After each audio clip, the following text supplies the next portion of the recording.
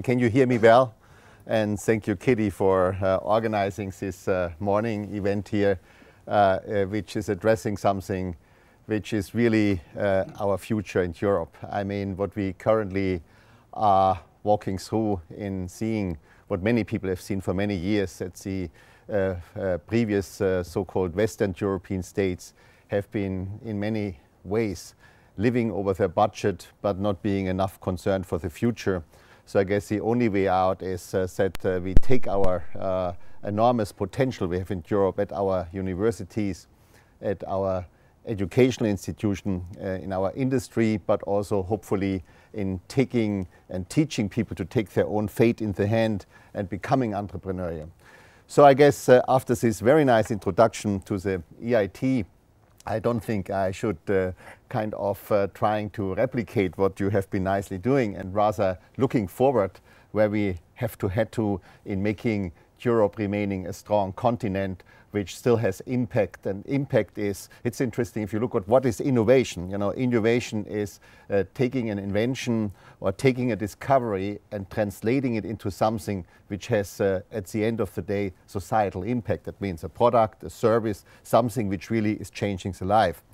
I have still a 91-year-old mom alive, and I think my grandchildren just taught her how to use an iPad.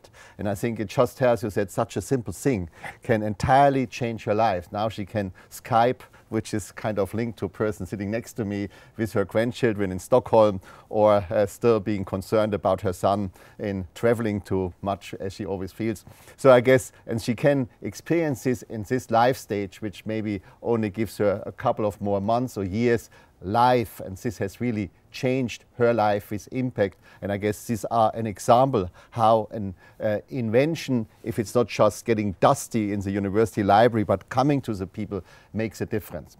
So let me just make a very short reflection and showing what is our dilemma in Europe.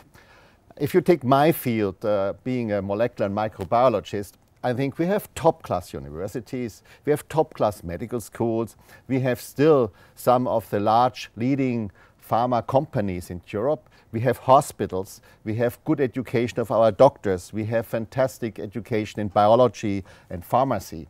And I guess the interesting thing is, if you compare the US biotech industry with the European biotech industry in volume, the combined accumulated value of the United States biotech industry is 300 billion. The combined value of the European biotech industry is 30 billion. It's not even a tenth, okay? Now you could say, well, we are just start-uppers. We have not, it's nothing to do with startup. It's a mindset. It's a mindset if you are in the Boston area. It's a mindset if you are in the San Francisco, Stanford area, that students somehow look up to light towers.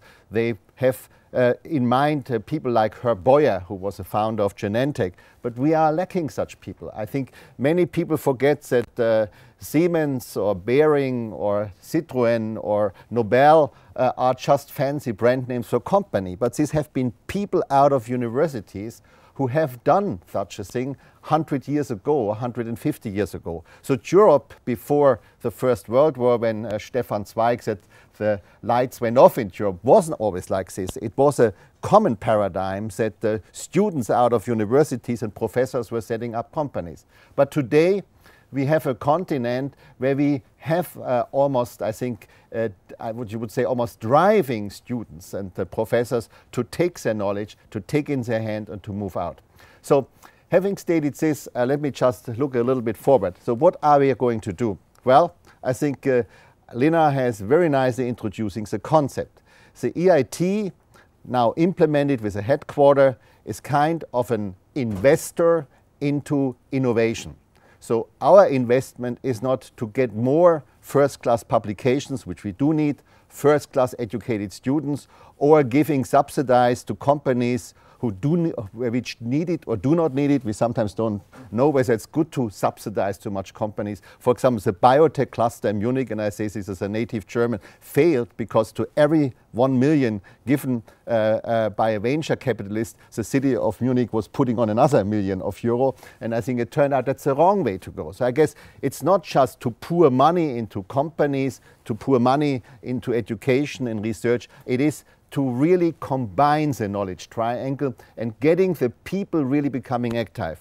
A couple of months ago, I gave a presentation in Hyderabad, and I talked to students of all kind of background, from business schools, pharma, but even of life sciences, and I asked the question, whom of you would like to become an entrepreneur? You know, and 50% of the fingers were snipping up. And I think if you do the same test, LACMUS, as you said, at the University of Vienna, I think maybe 5% of the fingers going up. And still most people believe they get a job in the public service, or as I just was at an EIT event on entrepreneurship in youth, where I think somebody said from Finland, said he was a young person setting up businesses in Finland, and his grandfather said, why don't you look for a job at Nokia? Okay, so I guess we have to get out this mindset, because we know even companies can work like becoming a public service, and I think getting, so to say, too rigid and too sclerotical.